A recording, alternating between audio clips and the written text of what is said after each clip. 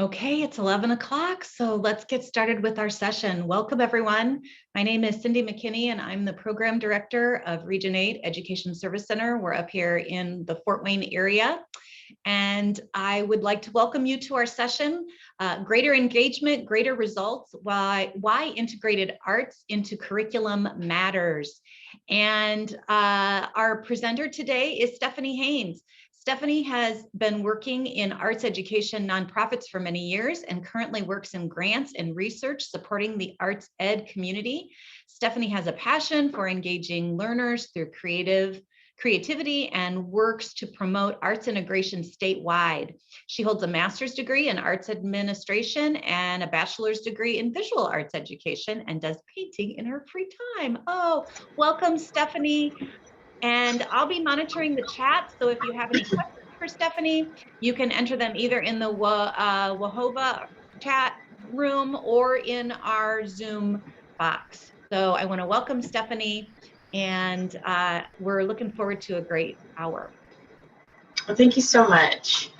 Thanks everyone who is here today. I want to make this presentation relevant to you. I have a lot to talk about, and in fact, I had to pare it down for this presentation and pick the best pieces because we've got lots of components we can talk about when we talk about arts integration. But if you can put in the chat, or today we're a small group, let me know what grade level you are working with right now so I can make this relevant to you.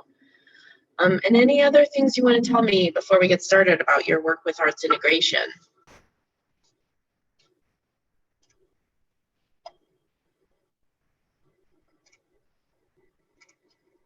Anyone that wants to share their grade level? So I have a K through 6 art and a 6th grade reading. Oh, okay, great. This is definitely a session for you. All right, I'll get my presentation started and we'll get back to the chat. I'm Stephanie Haines, like she said, Arts Education and Accessibility Program Manager at the Indiana Arts Commission. The Indiana Arts Commission is the state agency for the arts. We're mostly known for funding arts organizations across the state. We also have capacity building, a conference for the arts, and several other things, webinars and things we do throughout the year. We support artists, we support communities who want to bring art, we support arts organizations as well. Today, my session is called Greater Engagement, Greater Results. Why integrating arts into the curriculum is important. We've got this really great project going on at the Indiana Arts Commission, all about arts integration and showing through research why it is important for students to have access to the arts. But before I get started, I'll do my visual description. I'm a white woman with short blonde hair in my mid-30s. I've got a maroon sweater over a white shirt and a large chunky necklace today. And behind me is a plain green wall. And also, before I start, I want to respectfully acknowledge that here in Indianapolis, where I am, is on the traditional lands of the indigenous people of the Potawatomi tribe, Shawnee, Kickapoo, Delaware, Wyandotte, Ottawa, and Miami nations. So let me tell you about this project at the Indiana Arts Commission. For the past 7 years, we've been working to make the case that the arts are a vital part of student success, right? When we started this, there is national research on arts and arts impact and arts integration even, but a lot of times we would hear people say, that's New York, or that's Washington, D.C., that's other places.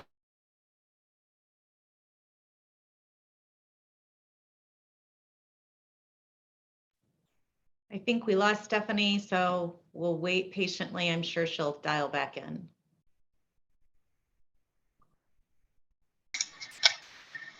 I don't know why that's happening. That's okay. I'll jump back in and hope it doesn't happen every 5 minutes. Okay. Okay. So we made this research in Indiana with Indiana schools and students so that when we tell the story of this research of arts integration, that it's really about us. And the project name is Partnering Arts, Communities, and Education. We use the acronym PACE, so I'll say PACE a lot today. We did this research. We know that the arts are an important part of learning, and I suspect everyone who's here today agrees with me because you know something maybe in the back of your head, or you've had a really powerful experience, maybe you can't put it into words, or you've seen it work for students. The arts can be a powerful tool for learning. And the arts are an important subject on their own. The art teacher, music teacher, theater, dance that you have at your schools is doing great things with their own curriculum. But today what we're talking about is using the arts as a strategy in the classroom, arts integration. In arts integration, the students will take away both learning in the arts, they'll learn new skills and knowledge in the arts, and they'll take away new skills and knowledge in another subject area.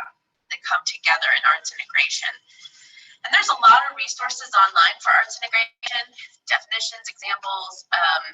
When I'm online, my first stop's always the Kennedy Center. They've got a lot of great detailed information on arts integration. I'm not going to go into too much more detail on arts integration, definition, and things.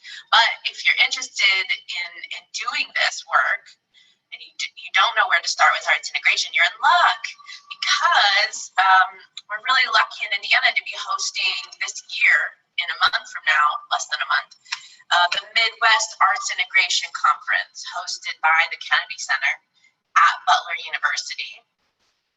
It's going to be online July 12th and 13th, and that conference is 2 days just for teachers to really get the how-to and examples and practice of arts integration. You can start right away after you attend those sessions. So it's free for Indiana teachers. I highly recommend it. Good fun, PGP points, and I'll be there. I put the link in the Q&A here in the Hoover app to go to the Midwest Arts Integration Conference. So the sessions lean a little more K-8, but any teacher could benefit from going to that conference. Check it out for more info on arts integration. But for our project here specifically, so I'm talking about, we know in our hearts that the arts work, but when we're trying to make a case to our state legislators, which is what we do, we supply them with the information when they ask about the impact of the arts. We really wanted to give them not just the stories, which are compelling, but some hard data. So we came up with this idea 7 years ago to hire a researcher to really look into this. So Dr. Bob Sable, Dr. Bob at Purdue University, if you went to arts education classes at Purdue, you know Dr. Bob. He was our researcher on the project and came up with all the assessment tools, and he does all the analysis, and he has given us tons of published research on this. He came up with some really compelling results. That's what we're going to be talking about today.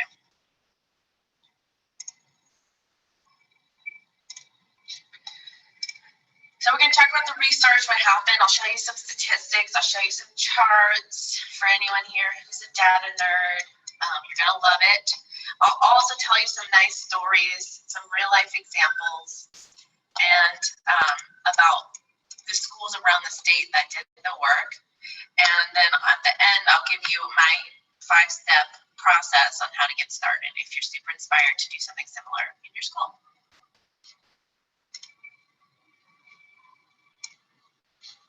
Oh, I wanted to put this in here. I got some answers from the poll I put out earlier about what is your biggest challenge with engagement? You know, the session title's engagement. What help can I give you with this? And I love this word cloud that was made. So I think some of the key things here for me are relevance, relatability, motivation, connections, and meaningful. Those things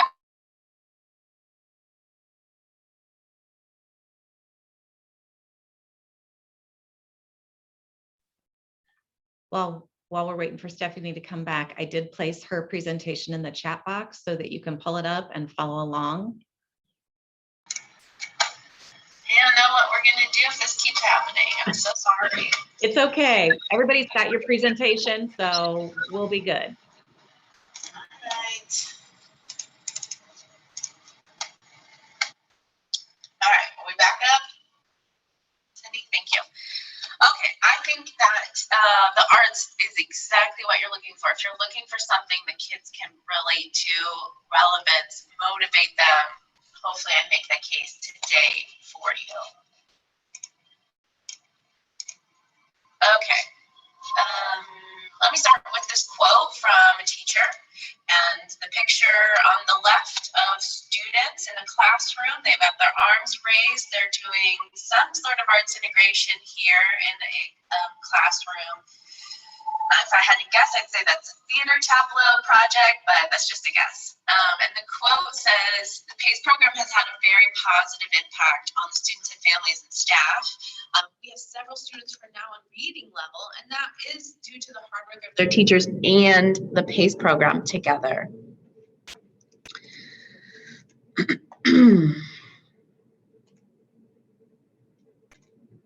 Go.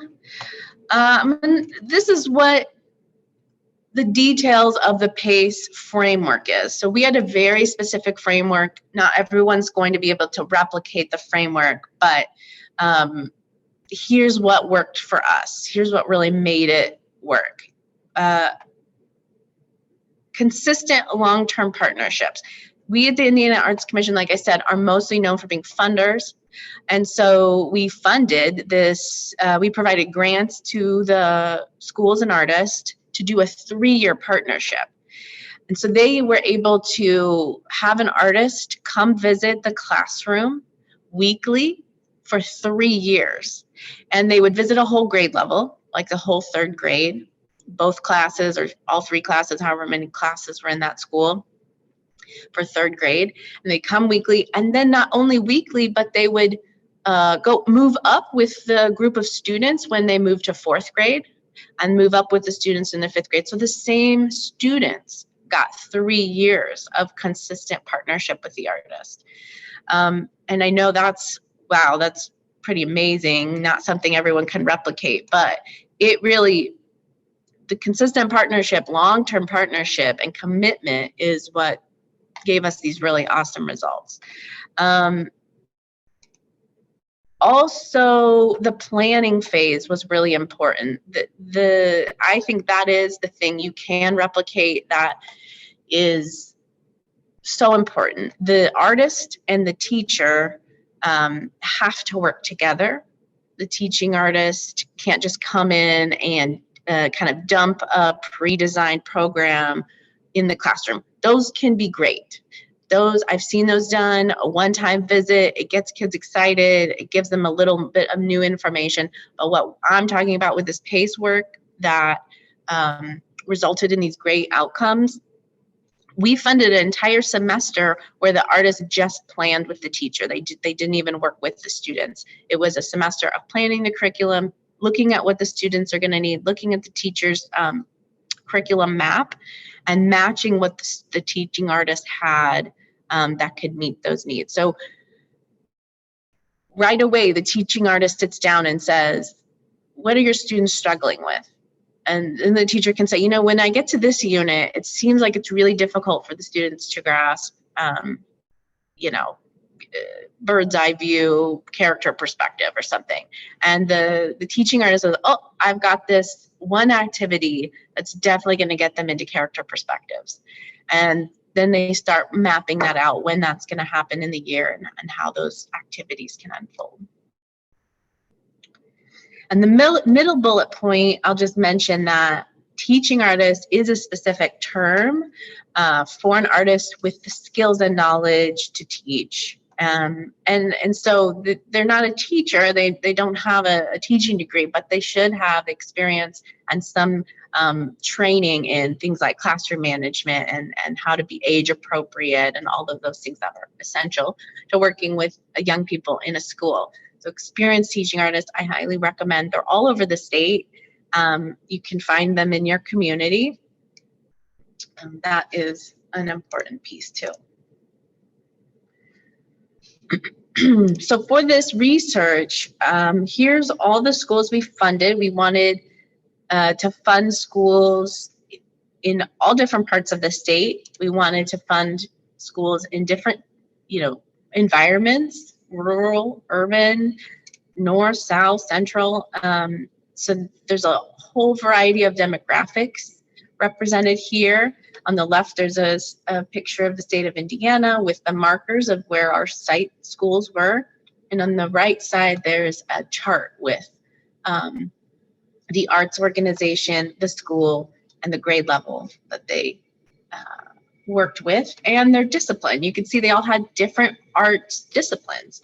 Some were dance, theater, some were visual arts, and we had one that was music.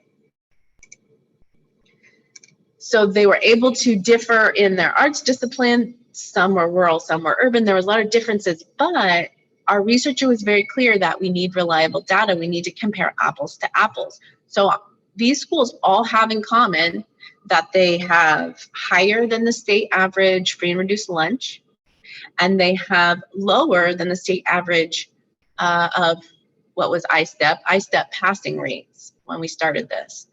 So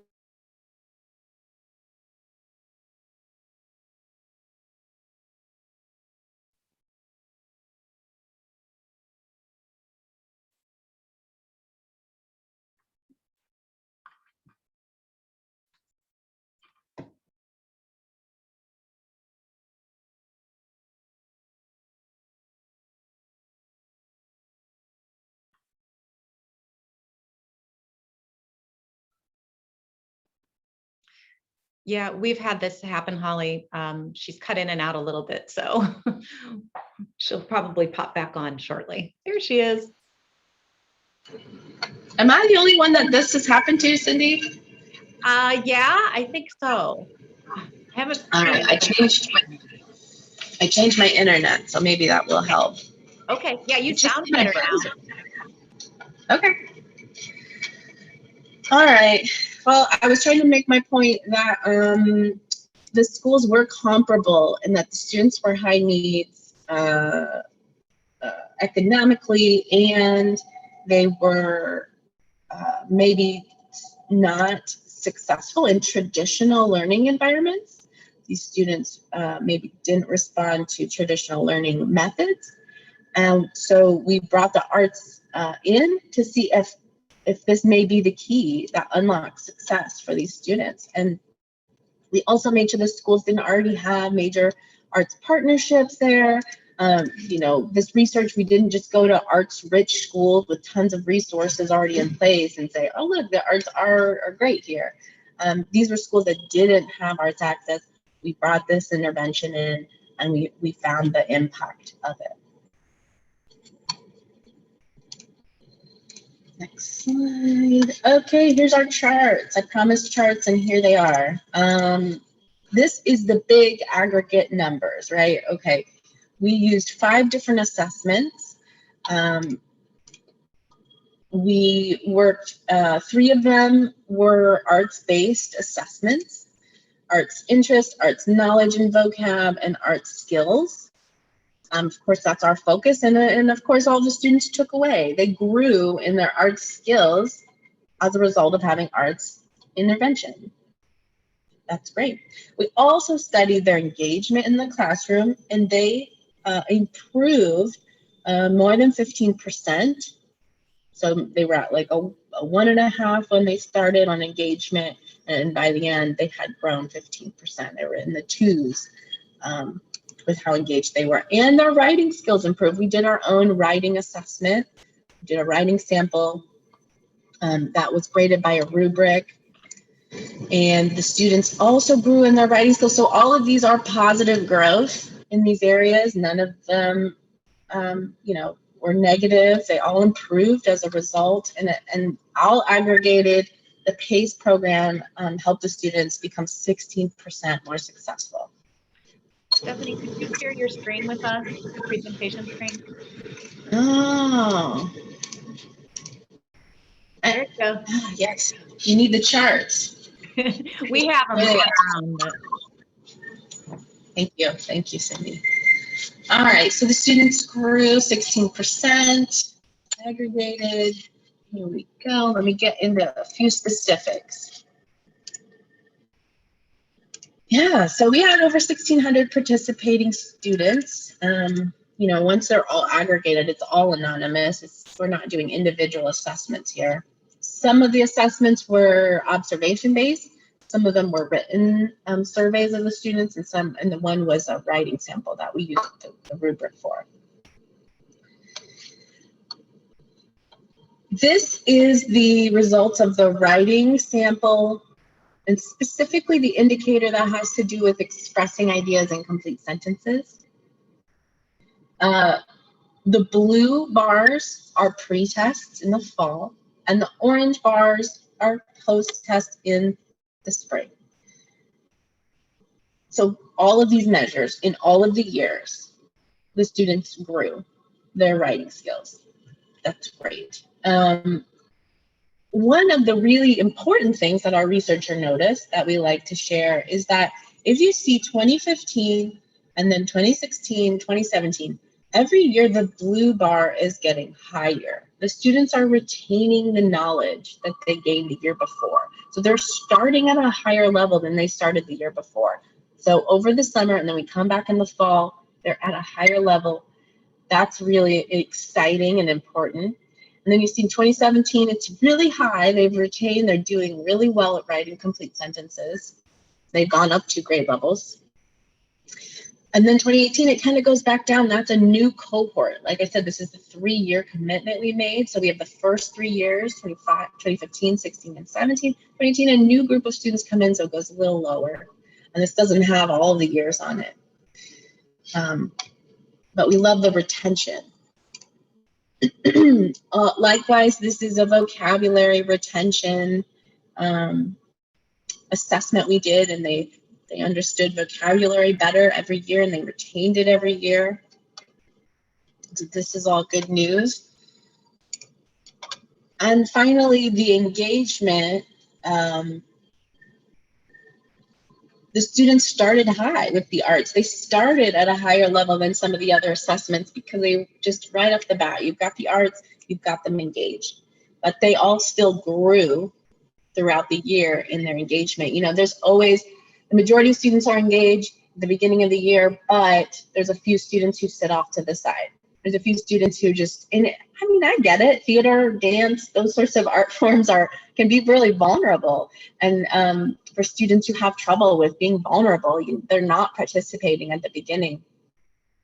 But I'll tell you, there's so many stories where beginning of the year, so-and-so wouldn't talk, or first year, the so-and-so wouldn't participate in the dances. But by the 3rd year, that student was leading the classes.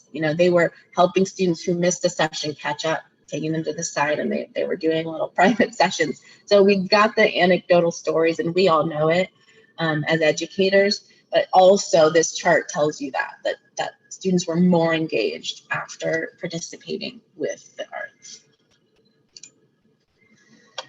Okay, so I get to tell you about a real life case study in Michigan City, one of the first programs we had up there at Pine Elementary. Some good friends up there. Julie Schmidt is the fine arts coordinator. She's doing great work. When Pine started in this program, they weren't a fine arts academy, but as they got involved in the arts, they shifted into being a fine arts academy. So now they have a fine arts coordinator. She sat down with their teaching artist the first day, and they said, what do these students need in 3rd grade? And Julie identified the need for resources to support their unit on local geography. They were studying local geography, and there weren't books, there wasn't a lot to share. And they came to this idea, we can help the students make their own book about the local geography. They're up there by the dunes. They focused on the dunes. They did the habitats of the dunes. So cool. And then Mellie's the dancer. Mellie had them dance the characteristics of the plants flora and fauna of the dunes habitats. There's all these layers to it. And they wrote poetry books.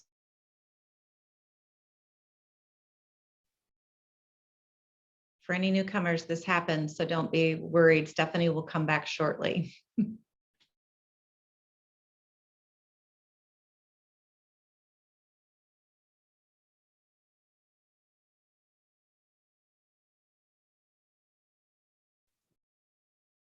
You're back. I'm going to join in Zoom and see if that changes for me. Zoom is pretty reliable for me. Okay, we'll see if this makes a difference. I was reading the middle of my story. They have amazing things. They wrote poetry. I'm going to advance my slides so you guys can see some cool pictures. Okay. They wrote poetry, and so the words they used, they developed adjectives and adverbs. That's the type of language that Melly uses for her choreography. You know, so they worked on better descriptive words.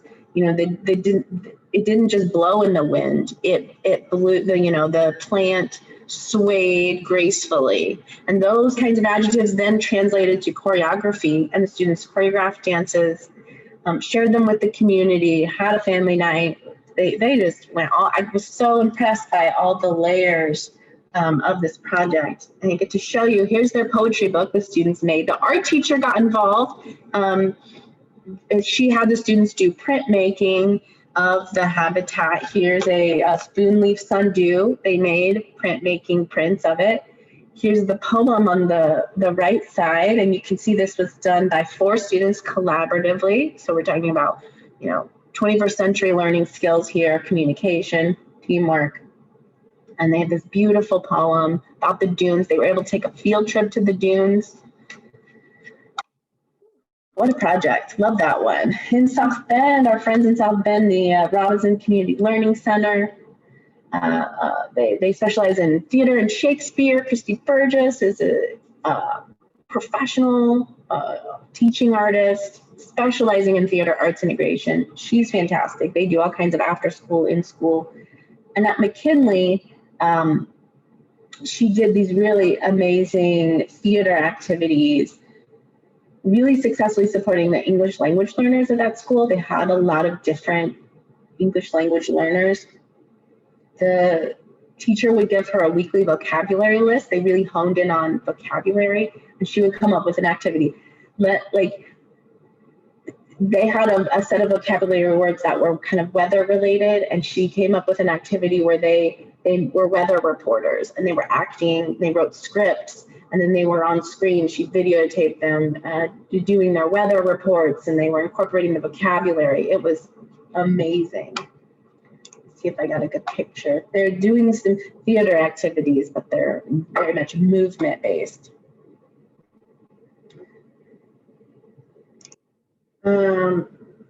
I can't go through all of these. I don't have time. There's so many of these great sites that we had. Well, there's 9 great sites that we had. In Terre Haute at Meadows Elementary, they went with visual arts. They partnered with the university. There's a community school of the arts at Indiana State University. And their biggest thing there was that once the teaching artist was in place with, I think, 1st grade, all the other teachers wanted a piece of it. They did the whole 1st grade as part of our project, but then the teaching artist started visiting other classes, a little bit here, a couple times at 3rd grade, and the whole school really embraced and benefited from the arts in that school. And all the teachers got together and wrote this beautiful letter to us as the funder, that the students were able to make text to text and text to self connections. We've got Fort Wayne. They really honed in on teacher professional development. And I'll tell you the story for this one.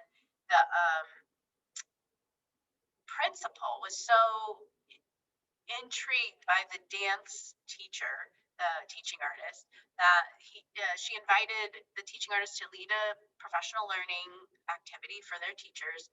And the teachers really wanted to focus on sense of space, so that the kids weren't always running into each other and touching each other, and that the students need to kind of respect space. And the dancer had a perfect activity and a bunch of different activities to help with that, and they honed in on that. not only in the teacher workshop, but also with the students for a few weeks. They focus on how can you focus, be in your own space, be aware of other people around you. So in that way, I think they really leverage that art form to meet the needs of that particular school. We did Nashville, Indiana. They also did visual arts, but I love this one. The teacher was like, you know what? I have this one lesson plan. I never do it anymore because it's kind of a lot of work, but this artist has inspired me. We can make paper. We can go outside. The students can gather natural materials, and the teacher already knew how to make paper, and the artist assisted her in this awesome lesson plan where they made paper and then they write on the paper as journals. Okay, I want to talk about all of these, but I'm going to skip just a little bit. New Albany this year focused on growth mindset. That was really exciting for them. In their first year in New Albany, they wrote a book collaboratively. Each class wrote their own book about a local hero, Lucy Higgs Nichols, who was a freed slave. She was a nurse in the Civil War. She just did these amazing things down in New Albany too, throughout her whole life. And so the students learned about her. So like local social studies units, they wrote their book collaboratively. They illustrated the book, which was the art part of it. The teaching artist went through how to illustrate and the different types of illustration you can do. And then they invited the author of a historical fiction book, or no, not fiction, nonfiction, to come, and they met the illustrator, they met the author, the students got to know how to make the book from the author themselves, and it was a really exciting thing for the students. They were inspired to finish their books then. Okay. I have a question from the group. Actually, it's Amy who's listening in. She says, are you finding that just schools with many free and reduced and low standardized test scores are able to get grants and develop this type of program? Oh, good question. There's a section later about funding, but there's a lot of ways to get funding. I think yes and no. So yes, a lot of our grants focus on underserved communities. So there is a priority in that. We also have some big general grants, not big, they're general grants for the whole state that are up to $5,000 that anyone could apply for. You don't have to have a certain criteria. Those are called arts projects grants. But when we fund arts organizations across the state, we encourage them to reach out to underserved communities. So in that way, sometimes the underserved communities get more access to more grants. I also would encourage you to look at your school's Title IV allocation. PTA funding definitely could go to something like this, and community foundation funding.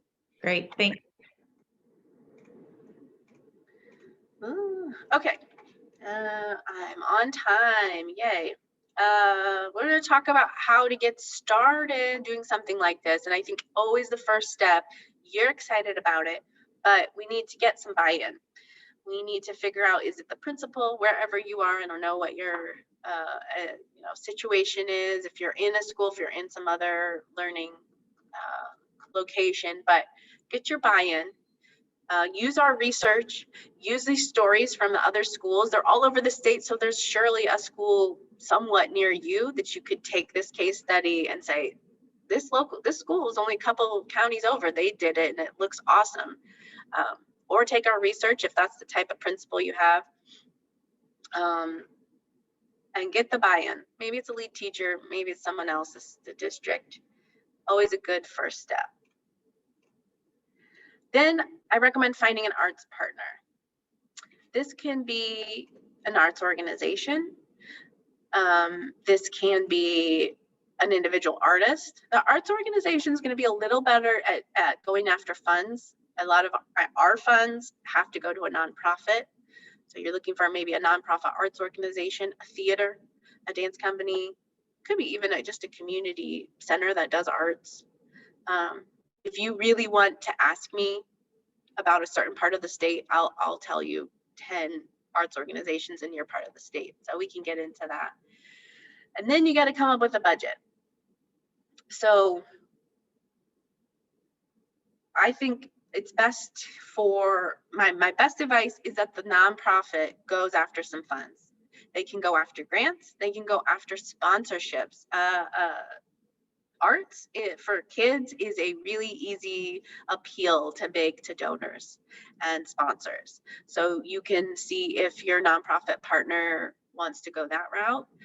Try to find someone to underwrite this as a donor, or they can look at grant funds. Grant funds kind of put the timeline out a little bit farther usually, but I think those are both good ways to go. Like I said before, PTA funds, Title IV, there's some other title funding it might slide under if you're doing reading, language arts like this PACE framework. And coming up soon, you know, the ESSER funds, see what your ESSER funds are going for. This fits well in some of those categories. What does it cost? So you should be paying the teaching artist, especially if you've got an experienced teaching artist on the hook, which I hope you have. I'm going to just throw out a range for you guys and do the math so you can really see what it costs. I think a teaching artist is going to be around $50 to $75 per session, per hour session. You know, they're independent contractors. They're not employees anywhere most of the time. So they've got to think of a lot of expenses, their insurance and their travel and all this stuff. So $50 to $75 an hour. You know, if you're doing, I don't know, 10, 20 sessions a year, however long your project is. So $50, 10 sessions, $500. Maybe there's 2 classrooms that they're going to visit, $1,000. Then you got to think about materials and potentially mileage. If you're in a rural area and you're asking an artist to drive, you know, more than 20 miles, tack on some mileage. So I'm going $2,500 for a really good residency. You can definitely do it for less. But if you're going for a grant, I think that's a reasonable amount. If you want to do something bigger, if you want to include field trips, if they want to visit many classrooms in your school, I think $5,000 would be awesome too.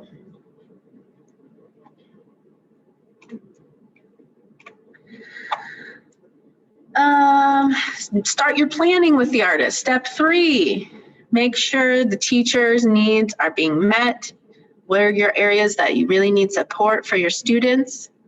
Make sure the students' needs are being met, and make sure that the artist brings all their great ideas to the table too. And then you overlap all that, magic will come out of it. This is lessons learned for us. Got to keep a regular schedule even when it's hard. I try to give advice to our teaching artists to get a lot of sessions in early in the year, because come second semester, things get wild. But there's always something. There's always something as small as a fire drill happens unexpectedly and the whole session's a wash, to, you know, big things like holiday break and spring testing and all those things that are going to throw things off. Consistency is key for this, because this art is only coming weekly as it is. So we need to really have those students retain the information and build on it. And finally, step 5, the best thing that's come out of this PACE program is that over 3 years, the artist and the teacher have just blossomed their understanding of each other. They're doing cool things that at the beginning they didn't know was even possible, and they let that partnership evolve. So really just spend the time, let it evolve, let the artist bring some cool ideas into the classroom. my marketing person was looking over this presentation. She said, put all the steps together on one slide so that people can take a screenshot or something. So here's all the steps together. Simple. And let's see, big takeaways. As our research shows, the arts can be a game changer for students, especially those students who don't succeed in traditional learning methods. Also, communication is key. Keep debriefing after each of the artistic sessions. Was it a little chaotic? Does the artist need to really think harder about classroom management? You need to be honest about those things so that you're not left at the end of the session with something you're not happy with. Keep communicating, keep planning together, and you can do this. It's been done. It's been done in Indiana. It's been done in Indiana in some of the most underperforming schools. I've seen amazing things happen, so you can definitely do this. And we come to the end of the presentation. Ooh, what questions do you have? Please feel free to unmute yourself if you want to ask Stephanie something directly or put a question in the chat box.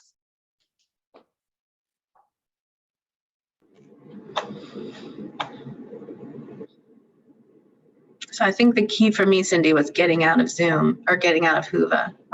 Yeah, if you came in that lessons learned. Again, we're learning. Now we know. Hey, Yes. Stephanie, it's Amy Brizzolera. I'm asking a lot of questions. I'm a third grade teacher, and the community in which I teach is a very, let's say it's a very, we don't have a lot of that free and reduced or low scores that other districts are dealing with. But so do you have a list by chance of grants that are out there that I could peruse over the summer here a little bit and kind of think about that? I mean, I have a couple ideas, but I want to make sure if I do it, like you were saying, that I plan appropriately, that we make a schedule and that we're committed to it. Not just a one-time thing. Yeah, I don't have a specific list. What city are you in? Zionsville. Zionsville. Oh, awesome. Okay.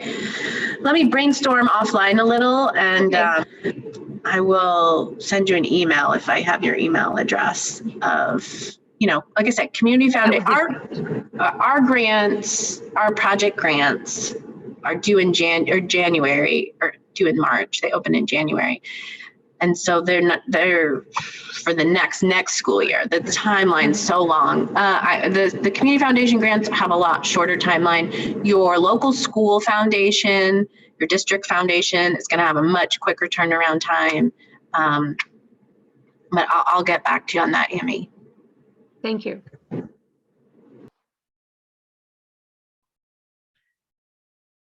Any other questions for Stephanie? I loved the presentation. I loved the examples. I think it really helps teachers when they see this is what we did and this is an example. This is what you could do. So I know we're all going to take those slides back and figure out how we can use those ideas in our own buildings. I also will go back to what Amy said. Remember, I said find a nonprofit partner and see if they already have funds earmarked for outreach. Like in Zionsville, we fund the Sullivan Muntz Center, right? So we already fund them, and part of our funding is that they need to serve underserved audiences, and youth can fall under that. Or who runs Sullivan Muntz? I know her name and it's escaping me. Oh, Jan Hornaday is doing it now. Someone else. Yeah. She might not be, I mean, Jan's been maybe 5 years, and we do Zionsville history with the Sullivan Muntz, and that was kind of the first thought I had. But we do already get funding, and I think it's like, it's not the Lions Club, it's something in town that funds it. I don't remember exactly, but so we do partner with them as a history, like history for our city. So that's Yep. So someone like that, or they might be able to then connect you with an artist or another organization in your area who has a donor who's interested in this thing. It's just more of maybe a conversation with some nonprofits too. And I'll connect with you individually on that. But that's another example of where to, maybe writing a grant is a lot. Maybe the timeline's off or whatever. right. But there are nonprofit arts organizations all over the state. Arts for Learning is a statewide organization. They're seeking their own funding to do this work in schools. Yeah, there's lots of nonprofits doing it too. So Stephanie, getting back to what you were saying about going, like you guys issue funding to organizations, and a part of that funding is that they reach underserved populations. So if we went to your website, we could see the fundees for our area, and we could potentially just reach out to them and say, hey, we would love to partner with you. We know you have some funding through the Arts Commission. Is that what you're saying? Or yeah, no, I think yes, there is a list of our grantees on our website. We just released our newest grants like yesterday for our annual grants, and we'll be publishing that list, but it's mostly the same people every year for arts organizations because we fund all of them in the state. Yeah, look at who's on our funding list and see and reach out to them. Absolutely. The Fort Wayne Civic Theater. Just reach out and say, are you, doing school-based programming? What do you have? Do you have an artist who would do this arts integration with me? How can we find funding? They've got development, fundraising staff who can help go find the funding. If a teacher is, you guys are busy as teachers to write grants and find funding. Lean on the. Love to see that you were partnering with the school. Like that's bingo, right? Bingo, yeah. I worked with the Wells County. I know this isn't exactly Zionsville, but I worked with the Wells County Arts Council last year on the Poetry Out Loud program. They'd never done that before, but they kind of said, you know what, it's time for us to reach out in a new way. We're going to try this new Poetry Out Loud program for high school students. So they tried something different. Things like that, where arts organizations are kind of waiting for schools. Schools are hard to, from the nonprofit point of view, schools are hard to get into. They can't find an entry point to work with a school. So if a teacher reaches out to a nonprofit, they'll be happy to talk to you, I'm sure. Great advice. Any other questions for Stephanie?